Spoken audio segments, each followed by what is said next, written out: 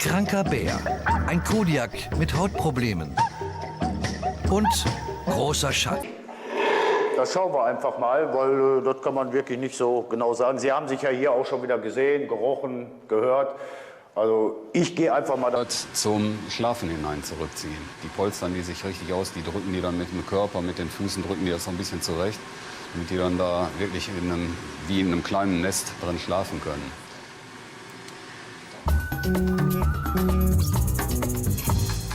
Auf diesen Tag hat Revierleiter Hartmut Bolz lange gewartet. Seine alte Pandadame bekommt einen Artgenossen als Nachbarn. Ja, heute haben wir einen Neuzugang. Das heißt, in der Mittagszeit werden wir einen jungen Pandamann erwarten aus den Niederlanden. Und wir machen jetzt mit unserer alten Pandadame, der Mapi, heute Folgendes. Wir haben 2 Gehege, muss ich dazu kurz erklären. In dem vorderen Gehege, da ist mehr so ein Rentnergehege, das ist nicht allzu ausbrüchig, gut bepflanzt. Da ist unsere ältere Dame drin. Und wir haben ein zweites, größeres Panda-Gehege. Da sind Muntjaks mit drin, also die kleinen Hirsche. Die haben ja auch ein Jungtier. Und da kommt sie heute rein, sozusagen als Test, damit die Muntjaks sich an den späteren Mitbewohner gewöhnen können. So, Schieber geöffnet. Jetzt kann unser Panda-Mädchen nach draußen gehen. Okay, schauen wir uns mal an, was draußen so abgeht. Seniorin Mapi macht sich sogleich auf den Weg. Den direkten Kontakt mit den Mini-Hirschen vermeidet sie geschickt. Sie macht sich an die Erkundung der höheren Gefilde. Oh, sieht ja jetzt ganz gut aus. Also, wir haben die Pandadame im 1. Stock. Und sie ist an den Bambus gegangen, frisst jetzt da. Und die Muntjaks haben geschnallt, die sind nicht allein im Gehege. Und machen jetzt einen kleinen Belagerungsring und stehen genau unten drunter und halten sie im Auge. Ne? Aber die Hektik hält sich eigentlich in Grenzen. Interessant wird es nur, wenn sie sich unten am Boden treffen. Dann wollen wir mal gucken, was dann passiert, aber die werden sich wahrscheinlich ausweichen. Der Rattenschwanz der Kängurus ist eine praktische Transporthilfe. Trotzdem ist Vorsicht angebracht. Wenn ich jetzt die Tür aufmache, wollen die natürlich wieder raus. Bei dem muss ich gerade darauf achten, dass mich das jetzt nicht beißt. Die ziehen sich so hoch und dann kommen die an die Finger ran. Deswegen setze ich die jetzt erstmal lieber weg. So, tschüss.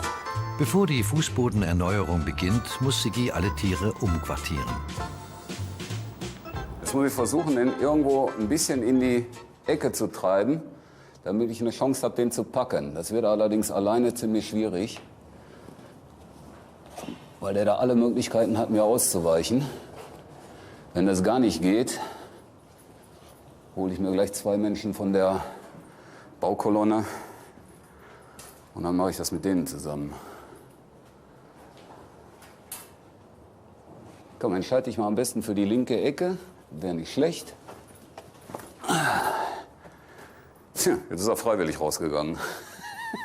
So, jetzt mache ich ganz einfach die Tür zu. Und dann kann ich ihn von da aus umsperren. So, am besten gehst du mal weg da, damit ich raus kann. Jetzt haben wir die ganze Aktion gleich nochmal. Pass auf, Junge. Jetzt, zack, habe ich dich. Nicht beißen. Den vorne zu fangen, das wäre ziemlich schwierig gewesen, weil ich hatte den schon erkannt. Und jetzt kann man das wirklich genau erkennen. Das ist der Bock, der da vorne dran ist. Und der sagt sich natürlich, warum sollte ich denn hier abhauen? Ich bin hier der King. So, und jetzt gehst du auch zu denen. Schwupp. Die Rattenschwanzkängurus sind raus. Zurück bleiben die Bewohner der oberen Etage. Neben den Baumkängurus wohnen hier die lachenden Hänse. Und die weigern sich, das Feld den Bauarbeitern zu überlassen. So, pass auf, hier ist noch ein Problem. Die lachenden Hänse, die fliegen noch hier drin rum. Wenn ihr hier zu viert arbeitet, braucht ihr keine Bange haben, die tun euch nichts. Manchmal greifen die nämlich an, aber wenn ihr zu viert arbeitet, kommen die nicht runter. Da haben die zu viel Mores für. Ja? Wenn ihr mit einer Karre rausfahrt, bitte immer eine Türe zu. Entweder die hier oder die zweite Tür. Bitte immer zu. Man behält sich im Auge, gegenseitig. Unter den wachsamen Blicken der lachenden Hänse verschwindet der alte Fußboden Schaufel für Schaufel.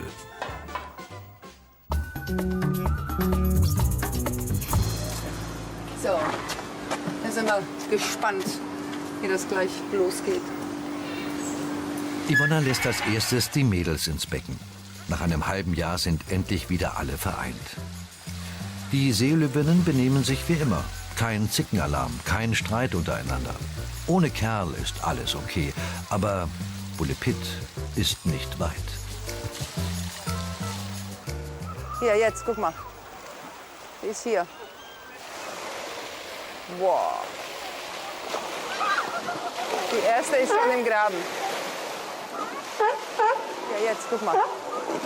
Der Pitt orientiert sich gerade an der Nixe. Ich glaube, der hat noch gar nicht Mit mitgekriegt, Nixe dass er ist er ständig im Clinch. Nixe ist der Meinung, die muss nicht auf ihn hören. Und die zwei sind ständig im Streitgespräch eigentlich. Und das ist sehr gut, dann können die 3 Hühner sich darauf einstellen erstmal. Die sind ja nicht gemeint. Pitt ist noch ein junger Mann. Durch lautes Geschrei versucht er sich bei seinen Damen Respekt zu verschaffen. Pitt meinte, er wäre der Chef hier, deswegen schreit er immer so rum. Er weiß nur noch nicht, dass das bei den Mädels gar nicht ist. Aber vielleicht merkt er auch mal irgendwann. Ja, der wird noch erwachsen sein Ja, in hoffentlich. ein paar Jahren. Ja, so wird das nie was, die Integration. Komm jetzt raus, der will dir nichts. Ja, das ist dieses Verhaltensmuster, was quasi zum letzten Mal vor 3 Wochen war das so, dass der sie immer gejagt hat, gesucht hat. Jetzt will der ihr nichts.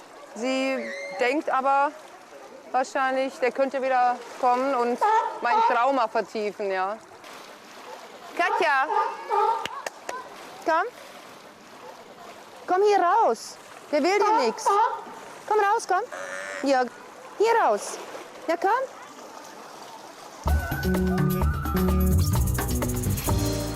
Kodiaks zählen zu den größten Braunbären und erfreuen sich normalerweise auch einer robusten Gesundheit.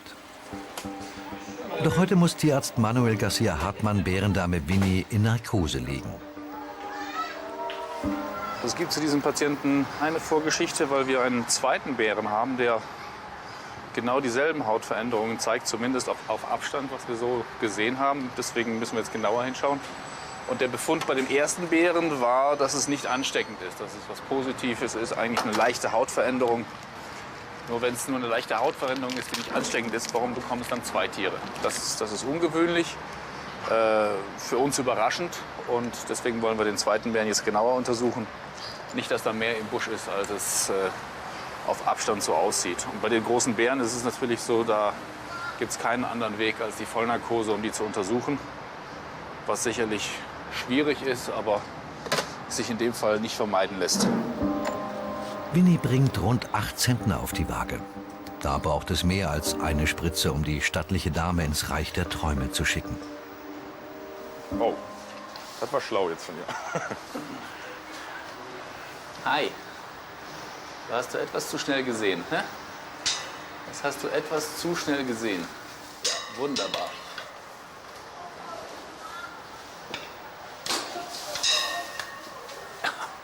Das kennt sie nicht.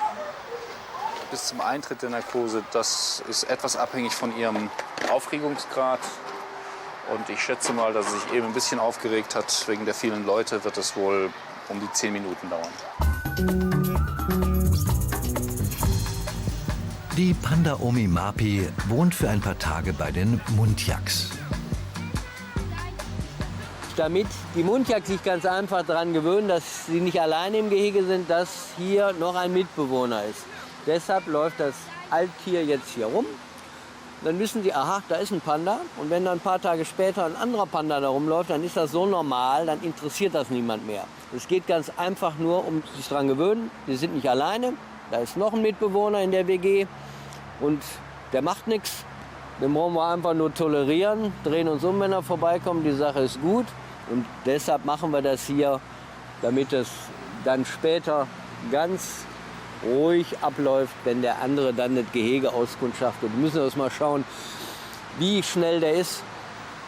Kann sein, wenn dann die Äste zu nah am Rand sind. Hier vorne haben wir ja alles frei. Aber wenn das junge Panda-Bärchen sind, die wippen mit den Ästen, die legen sich dann auf die Glasscheibe, zack, sind die verschwunden. Also Die haben da die tollsten Strick drauf. Wir wollen ja auch nicht die ganze Anlage roden. Das soll ja nicht Kalahari werden, sondern da muss ja ein bisschen grün sein. Aber die Schwierigkeiten des gut Aussehens, trotzdem sicher, ist natürlich immer ein Kompromiss. Ne? Schon am ersten Tag scheint die Tier-WG zu funktionieren. Das sieht ja jetzt ganz gut aus. Wir sehen ja Panda in Bewegung im ersten Stock. Im Erdgeschoss Beobachtung durch den Mundjak. Die sämtlichen Bewegungen werden genau registriert. Also totale Überwachung. Hält ihn also ständig im Auge. Das sieht aber ganz gut aus. Wir machen jetzt ein paar Stunden und dann ist gut. Und dann, wenn der neue Panda kommt heute Mittag, dann sind wir schon mal einen Schritt weiter. Dann kann wohl alles in den nächsten Tagen funktionieren, dass wir den rauslassen und kein großer Stress mehr auftritt. Langsam rauft sich die Seelöwentruppe zusammen. Nur Katja bleibt zurückhaltend. Ja, fein, super fein. Ja, fein. Ich denke schon, ja, dass sie weiß, was ich meine. Sie traut sich nur nicht. Einmal hat sich jetzt kurz getraut. Komm raus, da passiert nichts, komm. Katja, komm raus, komm.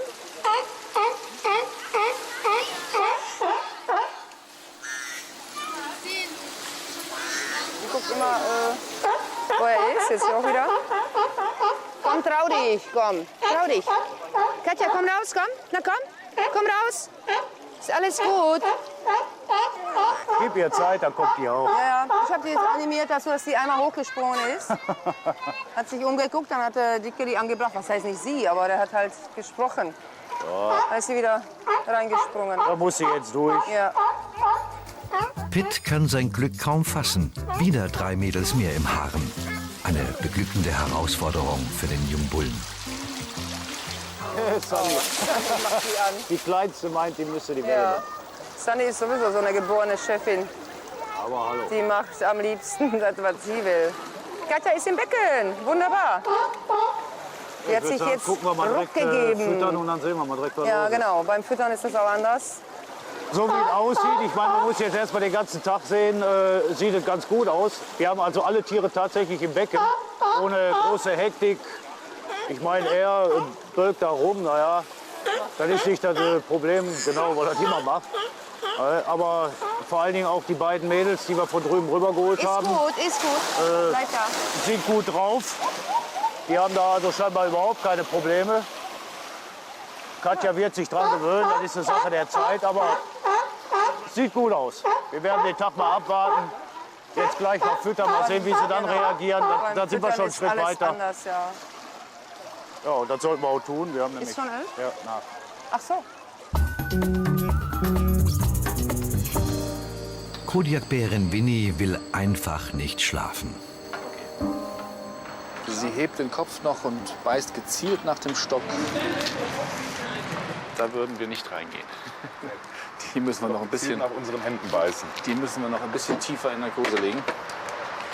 Die Narkose von Bären und anderen Tieren mit ähnlich großen Fettreserven stellt oft eine ziemliche Herausforderung dar, weil viele Narkosemittel sich erst im Fett ansammeln. Das heißt, sie kommen gar nicht bis ins Gehirn, sondern kumulieren im Fett. Anfangs hat man dann zu wenig Effekt und dann werden sie aus dem Fett wieder freigesetzt. Und dann hat man zu viel Effekt. Also da muss man ganz vorsichtig mit umgehen, weil die sogenannte Kompartimentierung, das heißt die Art und Weise, wie die Narkosemittel sich in die verschiedenen Kompartimente des Körpers verteilen, kann für den Bären dann letztendlich auch tödlich enden. Bevor der Tierarzt Winnie eine 3. Dosis verpasst, testet er, wie tief sie schon schläft.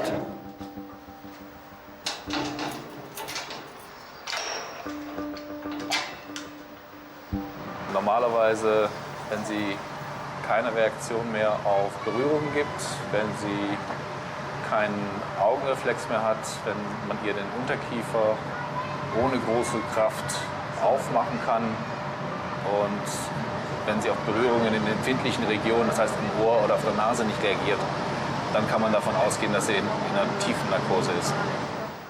Winnie ist mächtig müde, aber für ein drohendes Grollen reichen die Kräfte allemal. Ist doch kein Schnarchen. An eine Untersuchung ist so nicht zu denken. Das mit den Fettdepots und Ja, der ich wollte gerade sagen, das ist genau Umverteilung, das, das passt ganz gut. Das ist genau das, was Sie gesagt haben.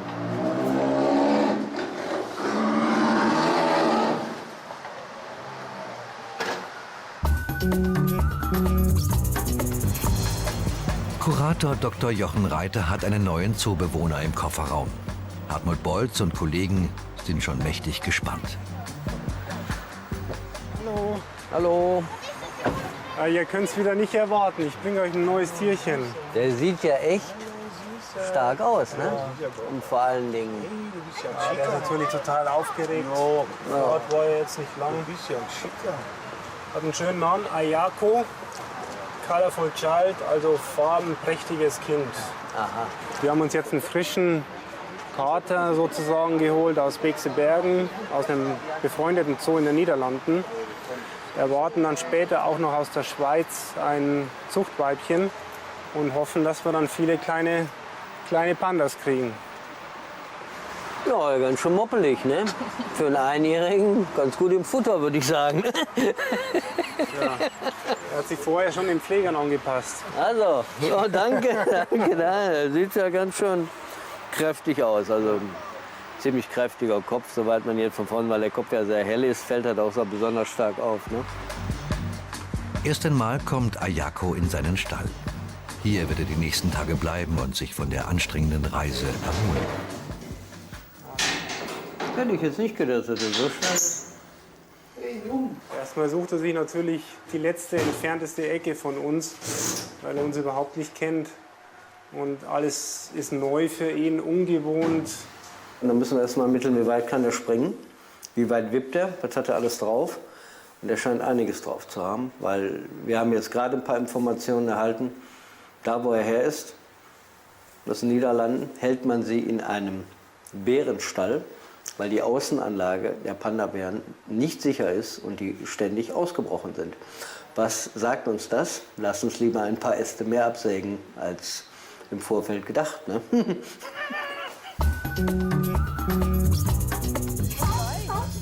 Trotz der Aufregungen des Tages haben die Seelöwinnen einen gesunden Appetit. Nur einer nicht. Pitt ist zu nervös. Er weiß einfach nicht, für welche der hübschen Damen er sich entscheiden soll. Pitt guckt jetzt gerade. Jetzt hat er wahrscheinlich mitgekriegt, dass noch ein paar andere wieder im Betten sind, so wie Katja, Josephine und Sunny. Ja, und jetzt ist er nämlich hinter der Josephine her. Das hat er vor einem halben Jahr, bevor sie rausgegangen ist. Achtung, Upsa! Aber du hast sie nicht alle.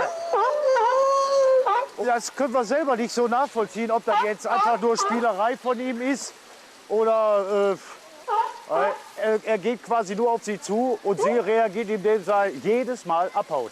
Das haben wir also, bevor die beiden in das andere Becken kamen, Sunny und Josephine, haben wir schon versucht, das rauszukriegen. Und so wie es aussieht, geht das jetzt hier im Moment weiter. Ich hatte nur gehofft, dass es ein bisschen nachlässt. Aber na gut, da werden wir heftig dran arbeiten müssen. Insgesamt gesehen war es eigentlich relativ ruhig. Ich meine, bis auf das, der da immer rumschreit. Was wir nicht erwartet haben, dass Josephine so in ihr altes System zurückgeht. Da muss man jetzt mal abwarten, wie lange das noch so bleibt. Und ansonsten, es ist bis jetzt ohne Blessuren abgegangen. Es wird auch so weitergehen. Alles andere wird sich ergeben. Endlich schlummert Winnie tief und fest. Der Tierarzt kann mit der Untersuchung beginnen. Wir haben jetzt als erstes die Blutprobe genommen, um möglichst ein unverfälschtes Blutbild zu bekommen. Und wir werden uns jetzt der Allgemeinuntersuchung widmen, wobei wir mit dem Hals anfangen, weil das die Problemzone ist, die uns am meisten Sorge macht. Ist ja nicht so Gibt prall so gefüllt, hier ist so ein bisschen was drin, Krusten und kleinere Veränderungen. Die Bärin leidet, genau wie ihre Mitbewohnerin Wilma, an einem Hautausschlag am Hals. Ich habe jetzt eine Hautprobe genommen, die wir ins Labor schicken werden für weitere Untersuchungen. Die Wunde, die wir dadurch gesetzt haben, die nähe ich jetzt gleich wieder zu.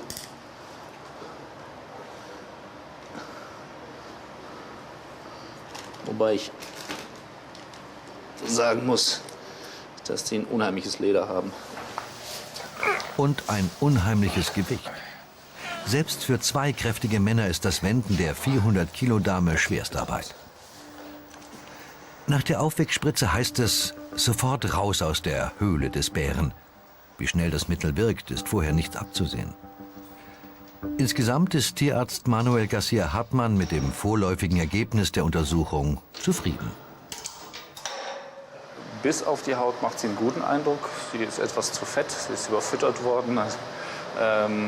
Ich denke, das liegt daran, dass sie gutes Futter bekommt und die Pfleger es immer sehr gut mit ihr meinen. Und wir werden sie etwas auf Diät setzen müssen. Das ist sicherlich für ihre Gesundheit gut. Die Hautveränderung macht mir etwas Sorgen, weil sie genauso aussieht wie die Anfangsstadien bei der anderen Bärin. Und da sind wir ja von der Diagnose nicht sehr weit gekommen. Auch das Labor konnte uns damals nicht richtig helfen. Wir werden jetzt eine neue Probe einschicken und erhoffen uns dann von dem Labor etwas konkretere Aussagen, was genau es ist. Es scheint keine dramatisch schwerwiegende Krankheit zu sein. Also es ist kein Tumor oder ähnliches. Es ist eine Hauterkrankung, die aber schon chronisch ist. Also das hat sie schon ein paar Wochen. Und wir werden uns dann auf das Labor verlassen müssen, was die uns zu dieser Probe sagen, die wir genommen haben.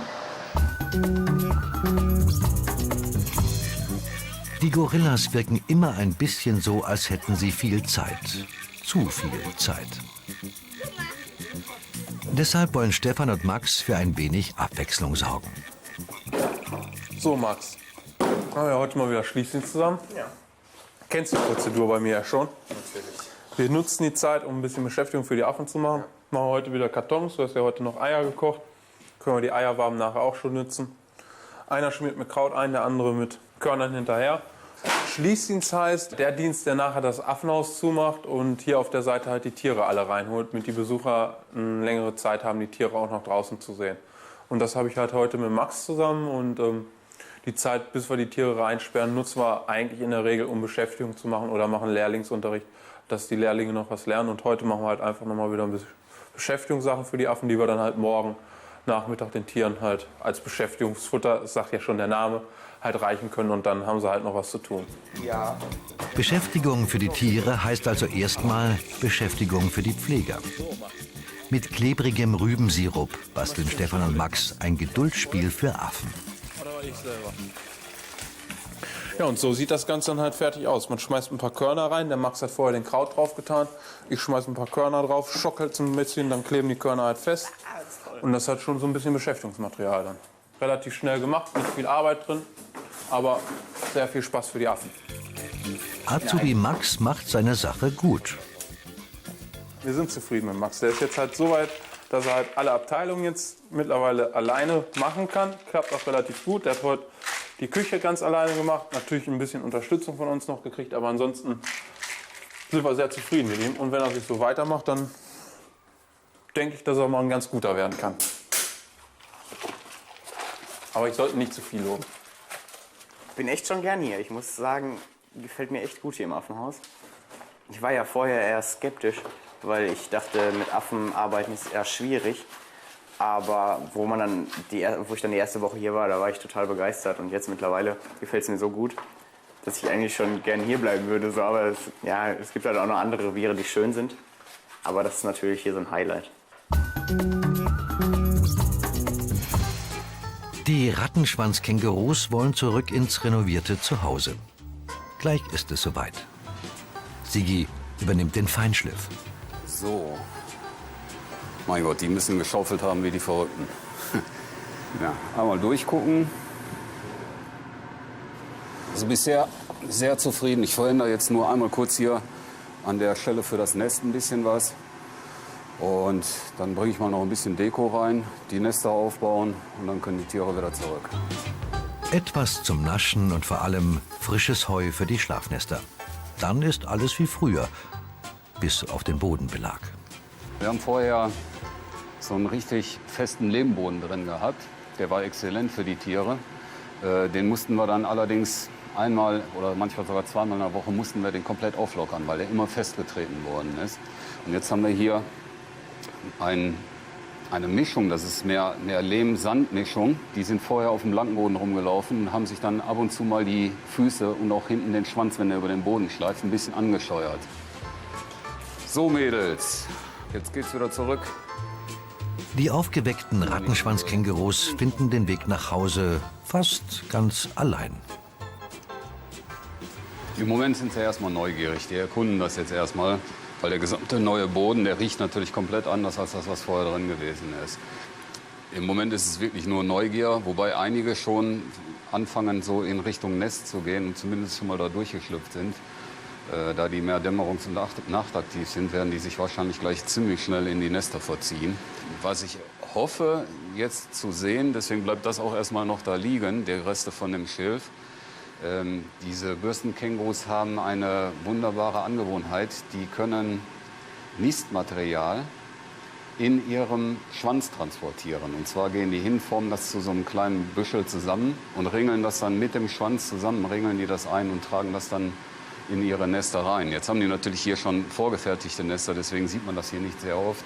Ich hoffe aber mal, dass sie dann irgendwann mal Interesse an dem restlichen Schilf haben und den dann da durch die Gegend tragen. Normalerweise sollen die dieses Verhalten sehr oft zeigen. Bei uns hier habe ich das in der ganzen Zeit, in der ich hier arbeite, erst zweimal beobachten können, dass ein Tier das gemacht hat. So, ihr Mini-Kängurus, ich bin zufrieden. Ich hoffe, ihr auch. 3 Wochen alt ist die kleine Dolly inzwischen. Seit Mama Delphi ihr Baby bekommen hat, ähnelt das Delfinarium einer neugeborenen Intensivstation. Rund um die Uhr sind die Pfleger vor Ort. Macht er gut. Lass das Baby nicht wegschwimmen, ne? Ich gebe mir alle Mühe. Pass schön auf. Du hast noch ein paar Kilo Fisch im Eimer, damit die Dicke dir nicht auf die Nase rumspringt. Ja. Bist du versorgt? Ich werde gleich gut versorgt. Mach ich keine Gedanken. Der ganze Pizzawagen kriegt ihr da wieder. Immer wenn was ist, ne? Ja, rufe ich euch an. Wie gesagt, in 10 Minuten bin ich da. Alles ein Wort. No? Kommt gut nach Hause, ne? Wir sehen uns morgen früh. Bis morgen. Tschö.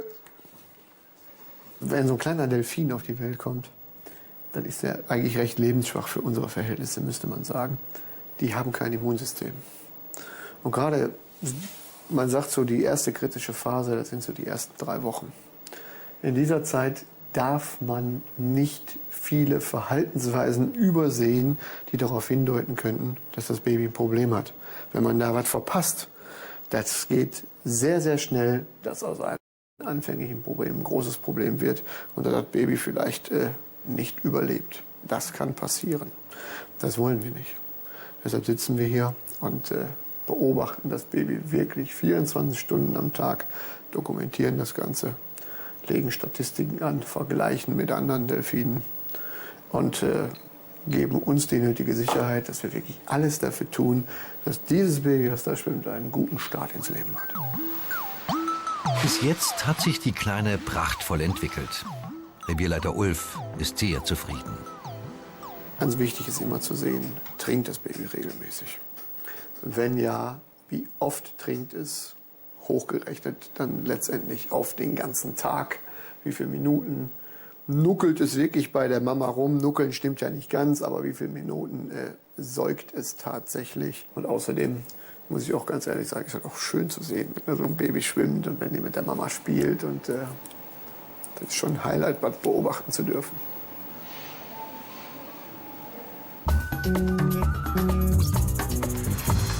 Stefan und Max auf Tour. Aber hier sieht ja auch alles ganz in Ordnung aus, Max. Der Schließdienst ist für den auszubildenden Max immer noch eine Herausforderung. Ich brauche kein großes Palaver. Normalerweise läuft die so. Hast ja auch schon mal mitgemacht. Ja. Ich mach die hier los, dann kannst du reingehen. Ich mach da alles soweit los und dann lasse laufen. Wenn sie runterkommt, dann lauf ganz lang. Lass ihr Zeit, dass sie runterläuft vernünftig. Ja, klar. Und dann lauf einfach hinter ihr her und dann kann sie hier rauskommen. Ich stehe ja schon hier. Sie läuft aber schon in die richtige Richtung. Ja. Jetzt wird sie gleich einmal links, rechts gucken. Ich warte, bis sie raus ist. So, Oma, so ist fein. Ja. Das kannst du natürlich nur mit ihr machen, weil sie halt auch schon so alt ist. Also mit einem jungen Panda sollte man es nicht hier über den Gang machen.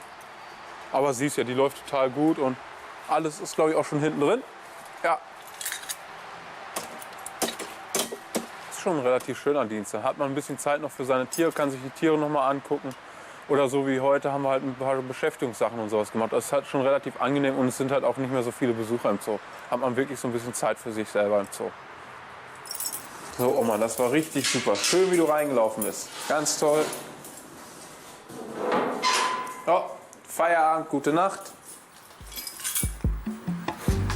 Beim Schließdienst sind die Pfleger für mehrere Reviere verantwortlich.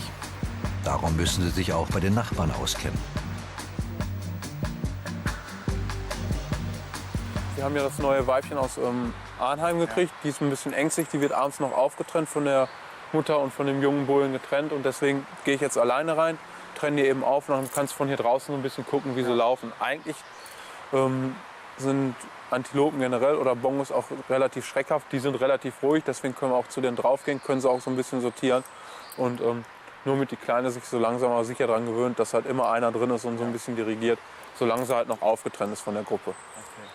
Man kann sich am besten irgendwo hier hinstellen und einfach gucken. Gut, gehe ich jetzt rum.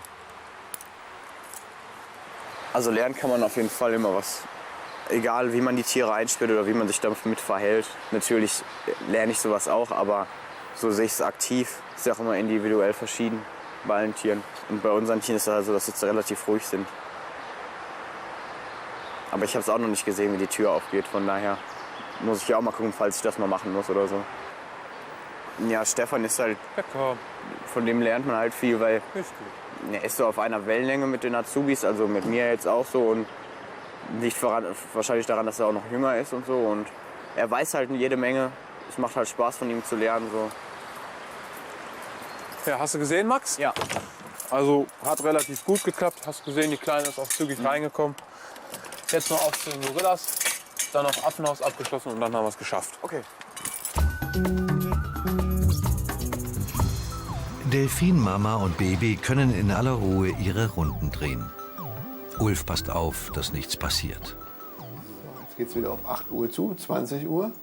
Und wir stoppen einmal in der Stunde für 10 Minuten, wie oft das Baby Luft holt, um dann so einen Durchschnitt zu bekommen, wie lang die Tauchzeiten von dem Baby sind. Damit fängen wir jetzt um 8 Uhr an, dann haben wir eine Stoppuhr, wir lassen mal 10 Minuten laufen und für jedes Mal atmen machen wir einen Strich. Das ist ein Indikator dafür, ob es dem Jungtier gut geht oder nicht. Ein Jungtier, das zu oft Luft holt, ist vermutlich nicht ganz in Ordnung. Der Atemrhythmus der Jungtiere, der Delfinjungtiere, muss so um 30 Sekunden liegen. Je nach Verhaltensweise gerade. Wenn die schnell schwimmen, holt er natürlich ein bisschen öfter Luft. Und wenn die ganz langsame Runden schwimmen, dabei schlafen, dann kann es sogar sein, dass man so einen Atemdurchschnitt von 40 Sekunden hat. Ansonsten ist natürlich immer zu beobachten, Beziehung, Mutter, Jungtier. Ein kritischer Faktor ist immer, wenn die Babys zu oft alleine Luft holen. Es ist eigentlich immer so, Mutter und Jungtier schwimmen immer zusammen und holen auch eigentlich immer zusammen Luft. Wenn so ein kleines Delfinbaby zu oft alleine hochkommt zum Luftholen, könnte es sein, dass er Konditionsschwächen hat. Ulfs ganzes Leben dreht sich im Moment um Babys. Da kommt noch ein Baby. Komm rein, Schatzi. Die Bär, der Junge, Vorsicht. Da ist er. Schatzi, hast du gut gefunden? Natürlich. Hey, Schatzi. Vor 2 Monaten ist Ulf Vater des kleinen Giannis geworden. Wo stellen wir den hin am besten hier? Darf man ja auch nicht das Sichtfeld versperren. Oh, hier ist gut, ne? Muss ja gleich mal umdrehen, dass er auch ein bisschen Delfine gucken kann. Alles gut? Alles super. Ja. Trink gerade. Ich will meinen Mann natürlich auch ein bisschen sehen. Und wenn er über Nacht nicht nach Hause kommt, dann will ich zumindest abends mal eine Stunde. Irgendwie, dass er auch den Kleinen ein bisschen sieht. Na, damit er ein bisschen davon mitkriegt. Ich will jetzt nicht sagen, welches mehr nervt, aber nerven ist nicht der richtige Ausdruck, aber man ist halt sehr damit beschäftigt, mit beiden Jungtieren.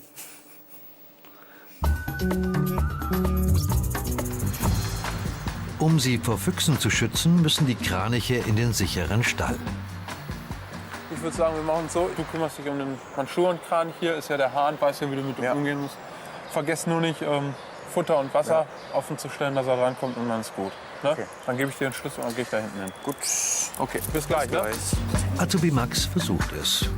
Nur der Kranich will nicht so wie Max. Ist durchgelaufen durchs Gitter. Durchs Gitter durchgelaufen? Natürlich. Welche Seite hast du denn losgemacht von den Türen? Wie bitte? Hast du beide los? Eine. Die vordere? Ja.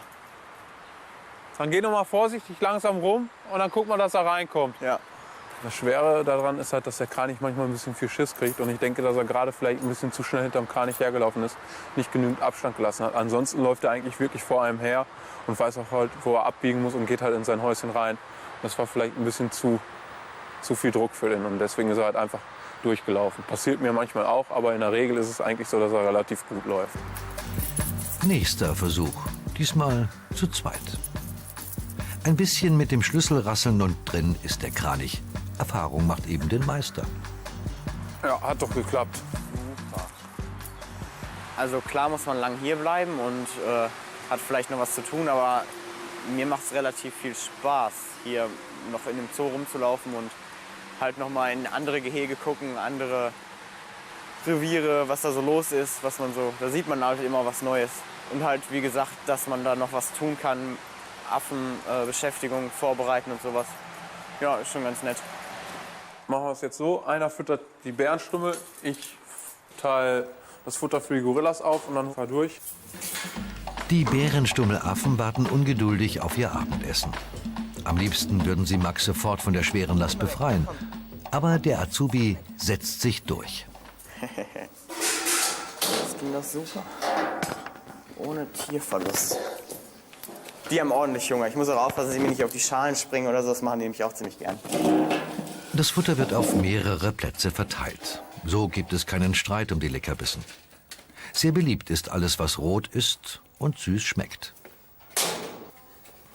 Guck mal, hier haben wir noch ganz viel Maiskörner und Rosinen. Alle versorgt. Jetzt ist auch Feierabend für Max und Stefan. So Max, wie sieht's bei dir aus? Alles geklappt? Ja. Bärenstummel drin? Ja. Gut. Dann machen wir hier zu, machen Licht aus. Und dann war's das.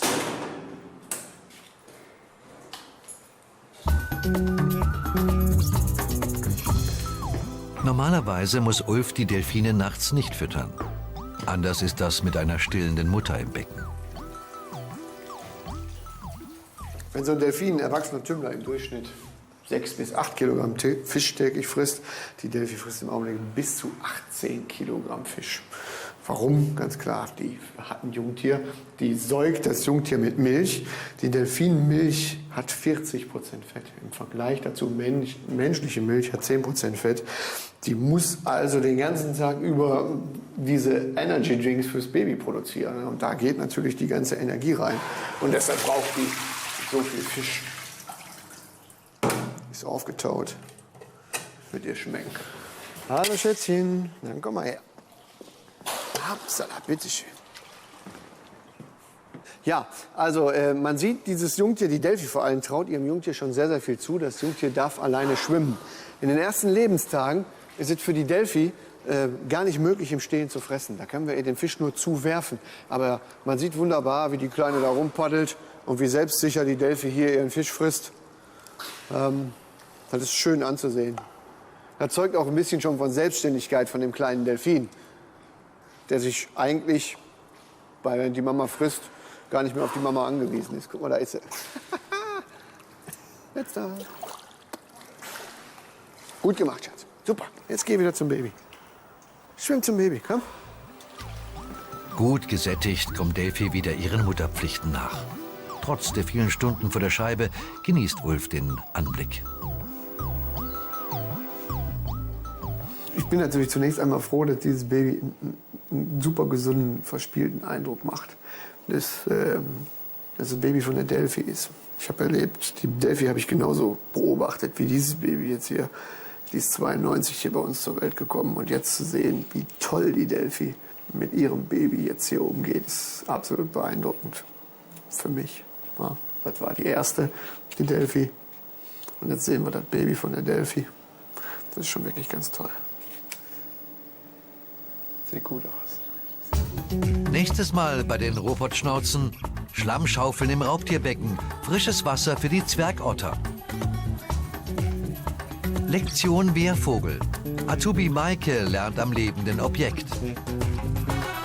Zähmung